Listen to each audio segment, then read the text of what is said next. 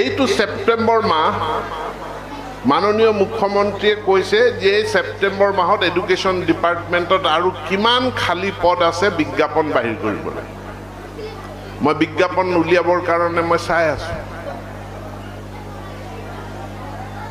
কেইদিনমান দেৰিও হ'ব পাৰে বিজ্ঞাপন ওলাব সমস্যাটো হ'ল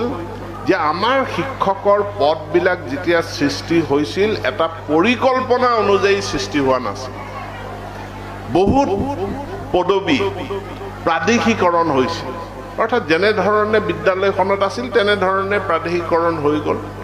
কিন্তু আমাক কিমান অংকৰ মাষ্টৰ লাগে কিমান বিজ্ঞানৰ মাষ্টৰ লাগে কিমানজন ইংৰাজী শিক্ষক লাগে কিমানজন অসমীয়াৰ শিক্ষক লাগে এক পৰিকল্পনা কৰি পদবিলাক সৃষ্টি কৰা নহ'ল কাৰণে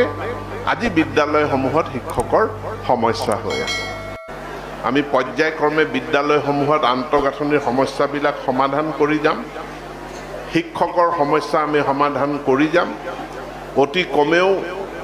15,000 শিক্ষকৰ বিজ্ঞাপন ওলাব এই সেপ্টেম্বৰ মাহৰ শেষত নহলে অক্টোবৰ মাহৰ প্ৰথম ভাগত শিক্ষকসকলৰ যি সমস্যা আছে এই সমস্যাবিলাকো আমি পৰ্যায়ক্ৰমে সমাধান কৰি যাম ঠিকা ভিত্তিত যিসকল শিক্ষক আছিল 15 আগষ্টৰ দিনা মাননীয় মুখ্যমন্ত্ৰীয়ে ঘোষণা কৰিলে যেখিনি আমি ৰেগুলাৰাইজ কৰি দিম কৰোতে আমাক অলপ সময় লাগিব কিন্তু আমি ৰেগুলাৰাইজ কৰি দিম এলপি এমিট টেটটো লাগিবই D.EL.ED লাগিব কিন্তু নম্বৰটো আমি বেছিকে টেটৰ নম্বৰটোহে চাম হায়াৰ সেকেন্ডাৰী নম্বৰটোত বেছি নাচাওঁ 5% দিম D.EL.ED 5% দিম টেটত 80% সেইমতে নিযুক্তি আগতে সবৰ পৰা লৈছিলোঁ সমান সমান লৈ লওঁ সমান সমান নম্বৰ লৈ লোৱা যায়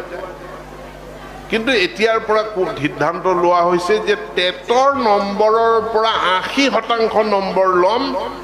আৰু শিক্ষক নিৰ্বাচন কৰিম হাই স্কুল আৰু হায়াৰ সেকেন্ডাৰী যিবিলাক শিক্ষক হাই স্কুল হায়াৰ সেকেন্ডাৰী শিক্ষকৰ কাৰণে টেটো লাগিছিলে B.ED লাগিছিলে এবাৰ আমি সিদ্ধান্ত লৈছো যে বেলেগ এটা টেট পৰীক্ষা আৰু হাই স্কুল হায়াৰ সেকেন্ডাৰী তেওঁলোকে দিব নালাগে তেওঁলোকে এটাই পৰীক্ষা দিব টেট কাম ৰিক্ৰুটমেণ্ট আৰু সেই পৰীক্ষাটোত যিমান আমাৰ ভেকেন্সি আছে যদি 2000 খালী পদ আছে 2000 জনে পাছ কৰিব 2000 জনে চাকৰি পাব কিন্তু তেওঁলোকে B.ED থাকিলেই হ'ল B.EDৰ নম্বৰ কিমান এটো আমি নাচাওঁ B.EDত কিমান নম্বৰ পাইছে এটো চৰকাৰে নাচায় B.ED পাছ কৰা হ'ব লাগিব আৰু এটা পৰীক্ষা হ'ব টেট কাম ৰিক্ৰুটমেণ্ট তাত যোনে বেছি নম্বৰ পাব তাৰ ভিত্তিতে নিযুক্তিবিলাক হ'ব